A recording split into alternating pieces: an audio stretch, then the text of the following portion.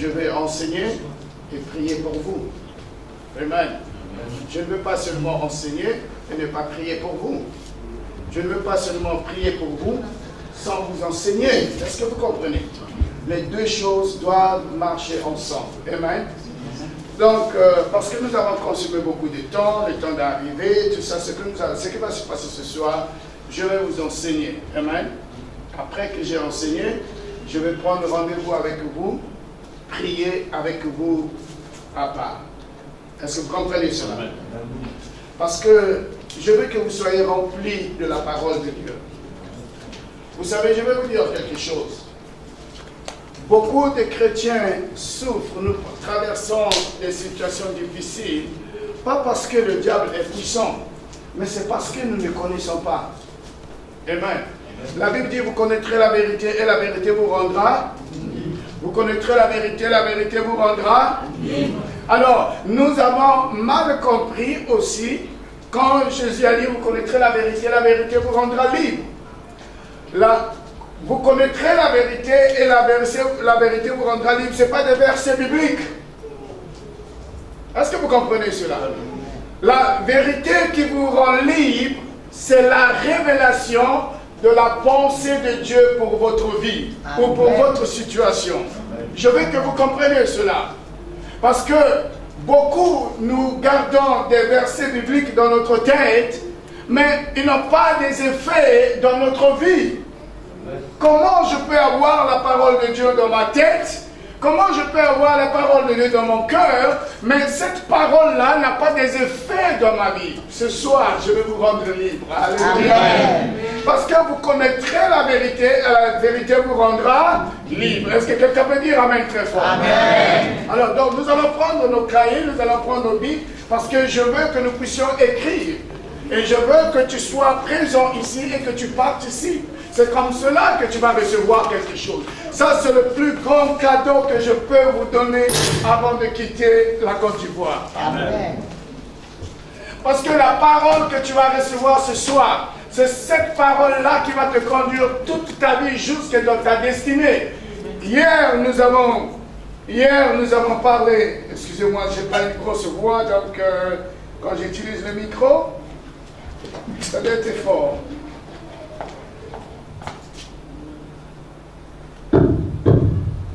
Allô? Allô? C'est bon ça? Alléluia. Donc, hier, c'est trop fort. Merci. Hier, nous avons parlé de la destinée, n'est-ce pas? Nous avons vu comment chaque homme qui est né sur la terre, maintenant je vais te donner une arme qui va te permettre de vaincre les obstacles. Le problème de Dieu avec toi, ce n'est pas le diable. Dieu n'a jamais eu de problème avec le diable et il n'aura jamais un problème avec le diable. Est-ce que vous comprenez? Dieu n'a jamais eu un problème avec les ténèbres. Dieu n'a jamais eu peur de vivre dans les ténèbres. Alléluia. Amen. Est-ce que vous avez entendu ça? Dieu n'a jamais eu peur de vivre dans les ténèbres. Dieu n'a jamais eu peur de cohabiter avec les ténèbres. Les ténèbres, ce n'est pas un problème de Dieu. Parce que les ténèbres n'ont pas des effets sur Dieu. Parce que Dieu est la lumière. Amen. Les ténèbres ne peuvent pas affecter la vie de Dieu. Amen. Les ténèbres ne peuvent pas modifier la vie de Dieu. Dieu n'a jamais eu peur des ténèbres. Dieu n'a jamais eu un problème de vivre dans les ténèbres. C'est l'homme qui a un problème de vivre dans les ténèbres. La Bible dit, la terre était comment? Informe et vide. Il y avait quoi? Les ténèbres qui couvraient la terre. Malgré qu'il y avait les ténèbres qui couvraient la terre, l'Esprit de Dieu mouvait. Donc Dieu n'a jamais eu peur ni un problème avec les ténèbres. C'est pourquoi ce soir, la connaissance va te rendre libre.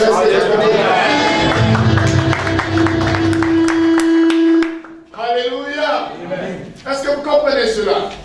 J'ai dit ce soir, la connaissance va te rendre libre. Est-ce que quelqu'un peut dire Amen? Amen. Alors, quand Jésus a dit, vous connaîtrez la vérité vous rendra libre. Il parle de quelle vérité? Vous connaîtrez la vérité. Suivez-moi attentivement, parce que je suis déjà rentré dans mon message. Vous connaîtrez la vérité, et la vérité vous rendra libre. Maintenant, suivez-moi attentivement. La vérité que tu connais ne peut te rendre libre que dans son domaine. la vérité que tu connais ne peut te rendre libre que dans son domaine. La vérité que tu connais ne peut pas te rendre libre dans n'importe quel domaine. Il n'y a pas une vérité. C'est pourquoi quand on a demandé à Jésus, c'est quoi la vérité? Il n'a jamais donné de réponse. Parce que la vérité n'est pas une chose précise quelque part.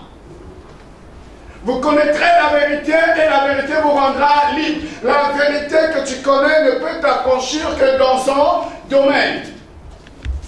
Est-ce que vous comprenez? Si vous êtes parti à l'école et que vous avez appris l'électricité, la vérité, la connaissance que vous avez sur l'électricité ne peut vous affranchir que sur l'électricité, pas sur autre chose. C'est pareil avec la parole de Dieu. La vérité que vous connaissez sur la guérison de Dieu ne peut vous affranchir que dans la guérison. Donc quand vous allez dans une église où le pasteur prêche tous les jours la sanctification, dans cette église-là, vous aurez les chrétiens qui fuient le péché, qui craignent le péché, qui ne commettent pas le péché, mais qui sont souvent pauvres et qui sont malades.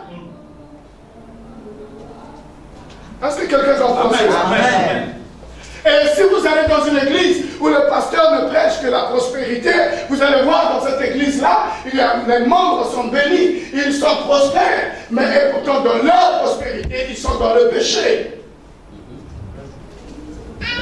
Donc, chaque domaine t'affranchit. La vérité ne t'affranchit que dans son domaine. C'est pourquoi, quand tu étudies la parole de Dieu, quand tu traverses une situation, ce que tu dois faire, tu dois rentrer dans la parole de Dieu et trouver ce que Dieu dit au sujet de ta situation. Ce que Dieu a dit au sujet du péché ne peut pas t'affranchir au sujet de la guérison. Est-ce que vous comprenez cela? Amen. Alléluia.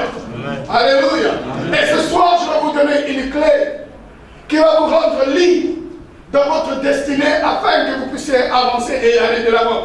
Lisons rapidement dans le livre de Marc, chapitre 11. Marc, chapitre 11. Est-ce que quelqu'un est en train de recevoir quelque chose ce soir? J'étais en train de causer avec un frère aujourd'hui. Je lui ai dit ceci. Je lui ai dit que le succès dans la vie d'un homme, suivez-moi, le succès dans la vie d'un homme n'est pas mesuré par l'accumulation des biens matériels.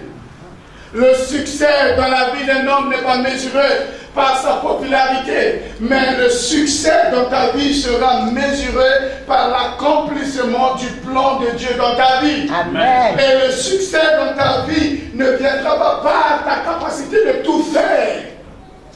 Alléluia. Amen. Non, mais de faire la chose principale. Est-ce que vous connaissez? Vous vous rappelez l'histoire de Marthe et de Marie?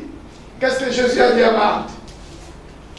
Tu t'agites et tu t'inquiètes pour beaucoup de choses. Une chose est principale. Une seule chose est principale. Tu n'auras pas le succès parce que, suivez-moi très bien, tu n'auras pas le succès dans ta vie parce que tu entends que non, ici le commerce de Dubaï est en train de marcher, tu cours dans le commerce de Dubaï. Après tu entends que non, là-bas c'est les constructions de maisons qui marchent, du coup. Non, il faut que tu trouves quelque chose de principal et que tu appliques toute ton énergie, toute ta force dans cette chose principale afin qu'elle aille de l'avant. Ne disperse pas ton énergie à faire beaucoup de choses jusqu'au point où rien ne marche. Tu dois rester fixé sur une chose at a time. Donc, à chaque temps, une chose. Quand tu as fini cette chose, alors tu peux attaquer un autre. Amen. Si tu as des projets de construire, amen, tu ne dois pas avoir au même moment des projets d'acheter une voiture. Est-ce que vous comprenez ce que je dis? Assieds-toi, fixe-toi d'abord dans le projet que tu t'es établi de construire. Tu trouves l'argent chez la parcelle, investis. Quand tu aurais fini avec la construction, en ce moment-là, tu tournes vers un autre projet. Amen. Alléluia. Avant que tu le saches, après 10 ans, ça va vite à 10 ans. N'est-ce pas? Avant 10 ans, tu as une maison, tu as une voiture, tu as réalisé beaucoup de choses. Alléluia. Praise the Lord. Amen. Marc chapitre 11, le verset 22 jusqu'au verset 23. Si tu as la pas dit Amen 2 fois. Amen. Ok, nous allons le lire tous ensemble. Est-ce que quelqu'un peut le lire pour nous? Marc chapitre 11, le verset 23, le verset 22 jusqu'au verset 23. Alléluia. Amen. Lisons de cette écriture, Marc chapitre 11, verset 22 à 23. Jésus prit la parole et leur dit: Ayez foi en Dieu. En vérité, je vous le dis, si quelqu'un dit à cette montagne, ôte-toi de là et jette-toi dans la mer, et s'il ne doute pas en son cœur, mais croit à la réalisation de ce qu'il dit, cela lui sera accordé. Amen. Amen. Ok, c'est quelle version? Darby ou c'est quelle version que tu es en train de lire? Est-ce que quelqu'un a la version Darby ici? Top. Louis II refusé. Quelqu'un a la version Louis II refusé, Darby. C'est quelle version vous avez? Louis II. Lisez dans votre version. Suivez attentivement. Jésus prit la parole et leur dit: Ayez foi en Dieu. Ayez foi en Dieu. Je vous le dis en vérité, si quelqu'un dit à cette montagne... Arrête-toi là. Je lui dis quoi? Ayez foi en Dieu. Je vous le dis en vérité, c'est la vérité. Tu ne peux pas changer ça. Vous connaîtrez la vérité et la vérité vous rendra libre. Donc là, maintenant, Jésus veut nous donner une vérité. Je vous ai dit que la connaissance de la vérité ne vous approche que dans son domaine. Donc là, Jésus veut nous donner quoi? Une vérité qui va nous affranchir dans un domaine bien précis. Si quelqu'un fait quoi? Est-ce que si quelqu'un chante, il dit quoi? Il dit, si quelqu'un dit... Arrête-toi là. Si quelqu'un dit. Est-ce que tu es là avec nous? Amen. Si quelqu'un dit. Dire, c'est quoi? C'est parler. Suivez-moi très bien. Si quelqu'un dit, oui, à cette montagne,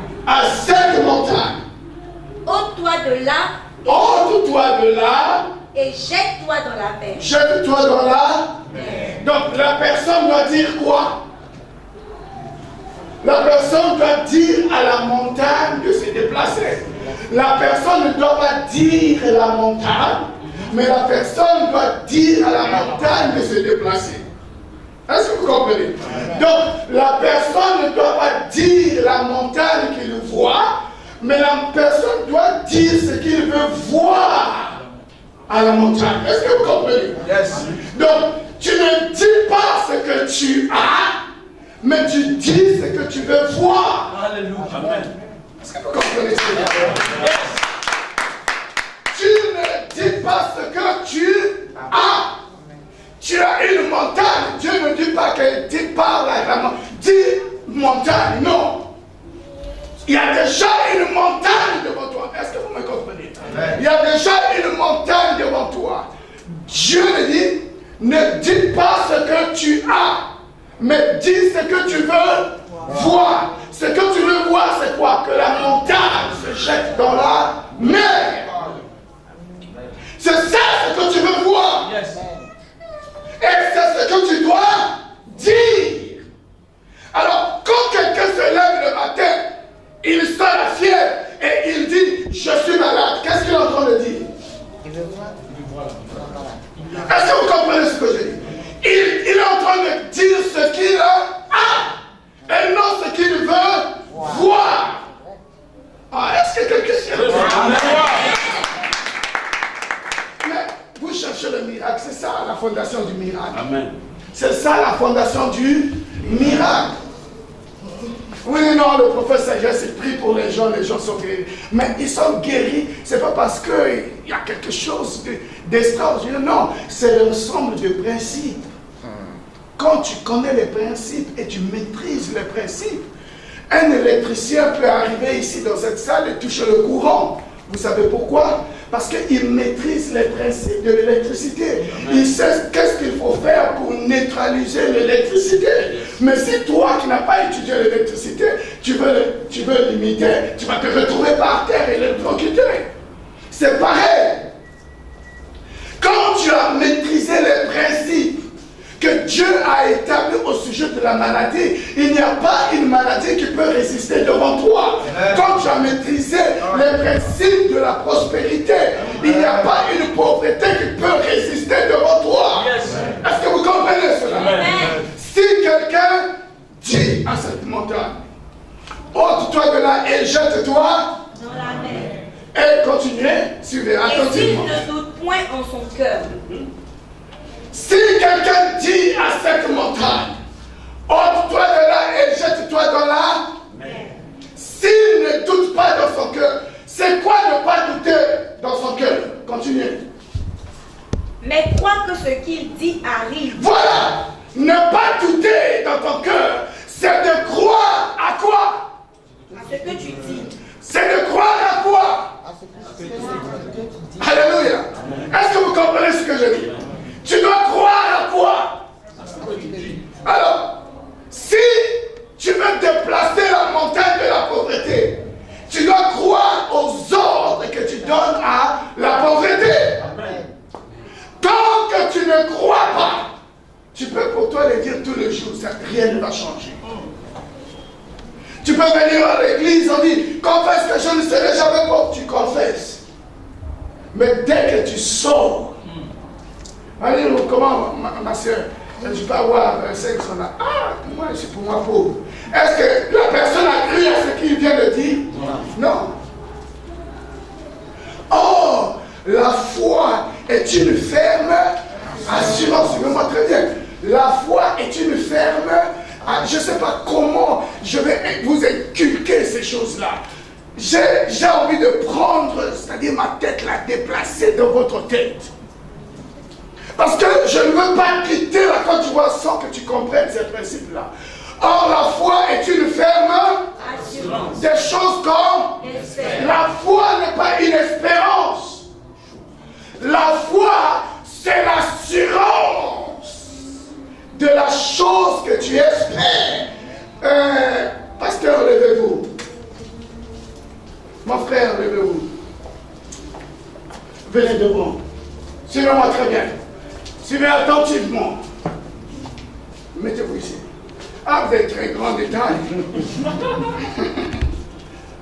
Alléluia. Amen. Suivez-moi attentivement. Regardez-les. Il est quelle heure? Il est quelle heure? 20h. Non, dans ta montre. Il est quelle heure? 20h. Amen. Il est quelle heure? 20h. Ok. Il est quelle heure?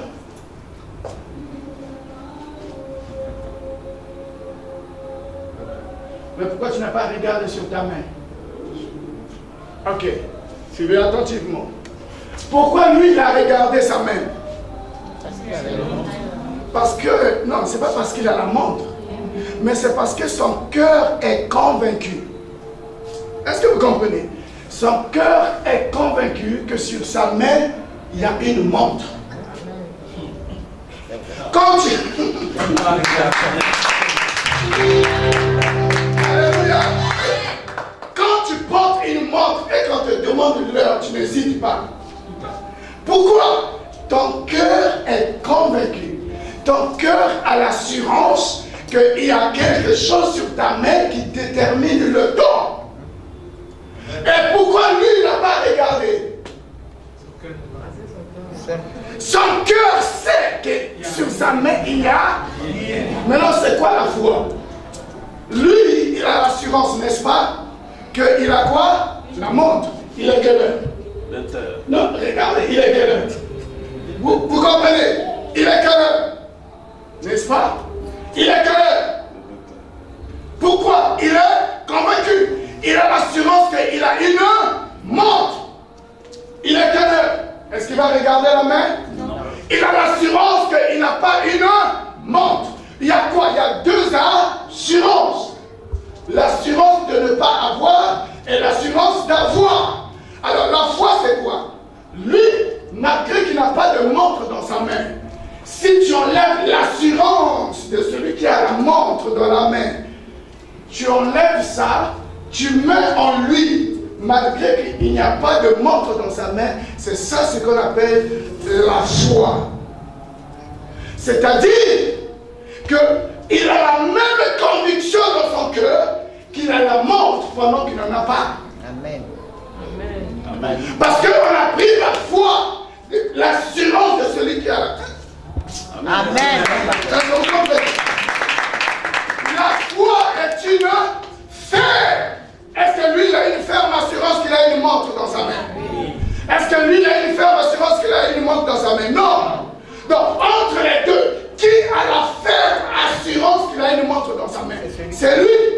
Donc, quand nous prenons cette assurance-là, nous enlevons ça de lui, nous mettons ça ici. Est-ce que vous commencez? Vous comprenez? Et lui, il va commencer à agir comme lui. Est-ce que vous comprenez? Parce que ce qui le pousse à regarder la montre, ce n'est pas la montre, mais c'est ce qui se passe dans son intérieur. C'est cette assurance-là qui le fait lever la main. Donc, quand on enlève cette assurance-là, on met ici, normalement, lui, il doit avoir les mêmes effets que lui. Parce que c'est la même chose qui se trouve dans son intérieur. C'est pourquoi il dit, la foi est une ferme assurance des choses qu'on espère. Et quoi? La démonstration de celle qu'on ne voit pas. Il est quelle heure? Est-ce que lui a la foi? Non. Il n'a pas la foi. Il sait qu'il a la montre. Il a cette assurance-là qu'il a la montre. Et il fait quoi? Il demande. Il est quelle heure? Voilà la démonstration. Il est quelle heure? Ça, c'est la démonstration. Il est quelle heure? Il te demande qu'il a une montre quelque part, il peut te donner l'heure. Et lui, il n'en a pas. Nous enlevons cette assurance-là de lui. Est-ce que vous comprenez? Nous mettons ça en lui. Alors, pour croire que lui, il a maintenant la même assurance que lui, il doit faire quoi? Alors, s'il ne lève pas sa main comme ça veut dire qu'il n'a pas la même assurance que lui. Est-ce que vous comprenez avec moi? Donc, si lui, il lève sa main, il est quelle heure? Il est en train de faire quoi? Pourquoi il regarde? Est-ce qu'il y a une montre dans sa main? Mais pourquoi il regarde? Parce que cette conviction-là est en lui.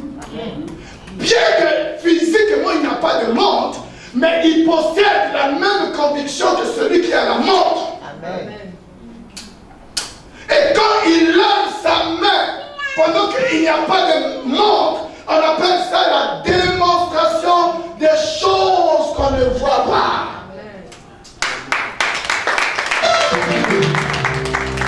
Est-ce que vous comprenez cela?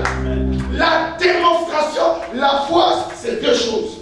La foi, c'est la ferme assurance des choses qu'on espère. C'est-à-dire que tu n'as pas la chose, mais tu as la même conviction que celui qui a la chose. Ça, c'est la première partie de la foi.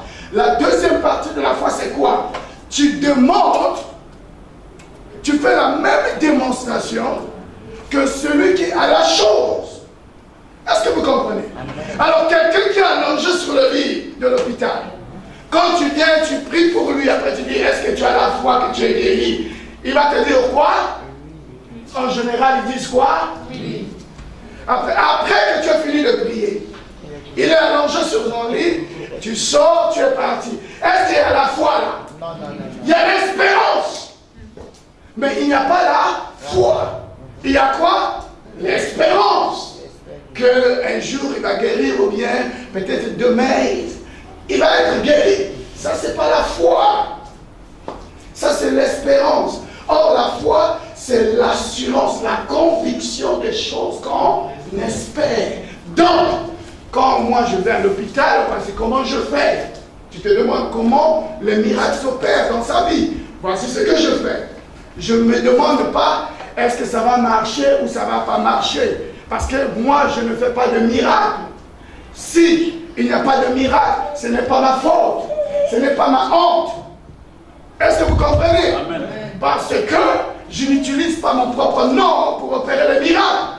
J'utilise le nom de qui? Jésus. Et qui a dit qu'on doit utiliser son nom? Lui-même. C'est lui-même. Donc si moi j'utilise son nom et que lui n'agit pas, c'est la honte de quel nom? Est-ce que c'est la honte du nom de sagesse? Non. Non. Mais pourquoi je dois faire des efforts? D'où vient que tu dois faire des efforts? Tu n'as pas des efforts à faire. Donc quand j'arrive à l'hôpital, je dis mon frère, aujourd'hui vous serez guéri par Jésus. Je prie pour toi, reçois ton miracle au nom de Jésus. Amen. Amen. Après je vais te dire, lève-toi de ton lit, viens faire des 100 pas avec moi.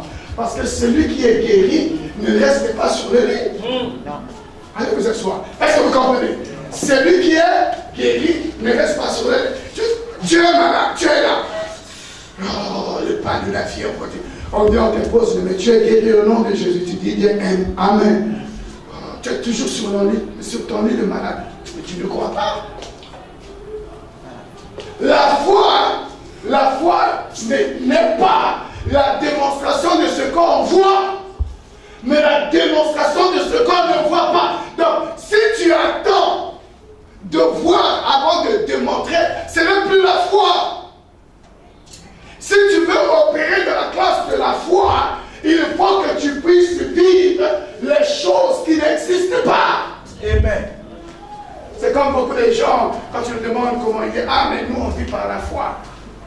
Ils pensent que vivre par la foi, c'est quand tu es dans la souffrance, et puis c'est dur là. Non, c'est pas ça, vivre par la foi. Une vie de foi, c'est une vie d'excellence. C'est une voie de miracle. Parce que celui qui a la foi, il opère dans la classe de Dieu. Yes, amen. Aïe, aïe, aïe. Amen. Celui qui a la foi, il opère dans la classe de Dieu. La Bible dit, rien n'est impossible. Tout est possible à Dieu, n'est-ce pas? Yes, yes. Tout est possible à Dieu. Ça veut dire quoi? Dieu peut faire toutes choses. Rien n'est impossible à celui qui croit. Ça veut dire que celui qui croit peut faire toutes choses. Donc, et Dieu, et celui qui croit.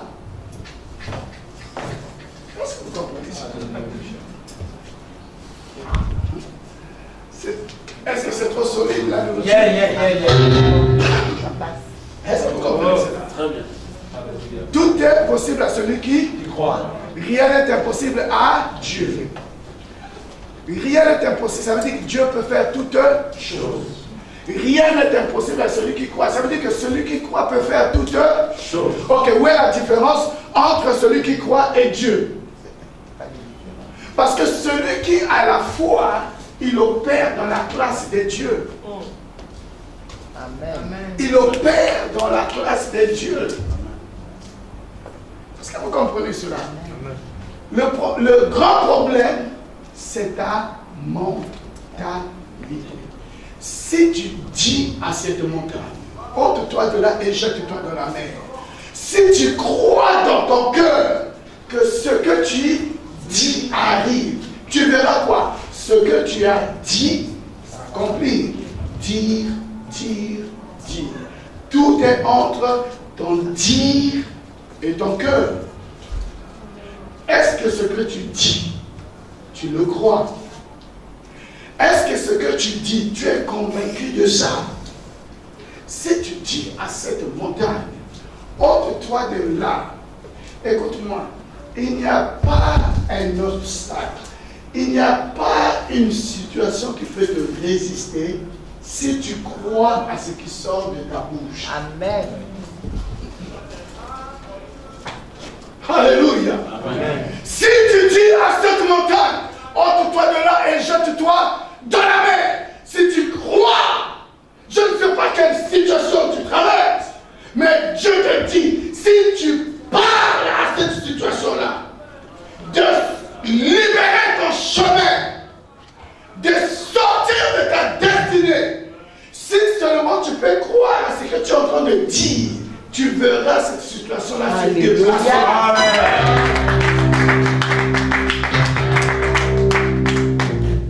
Un jour, je devais prier pour une maman qui avait un enfant. Elle était enceinte Mais l'enfant occupait une position siège. Vous connaissez la position siège? Vous connaissez la position siège? Ah, quand l'enfant est dans le ventre, il faudrait que la tête soit en bas, les pieds en haut, mais l'enfant, la tête est en haut et les fesses en bas. Mais un enfant ne peut pas naître comme ça. Est-ce que vous comprenez? Elle est venue, elle a dit, homme de Dieu, prie pour moi parce que dans 3 jours là, je vais aller pour l'opération chirurgicale parce que l'enfant occupe une position siège. Je lui ai dit, tu n'as pas besoin de la prière. Tu as besoin qu'un ordre soit donné.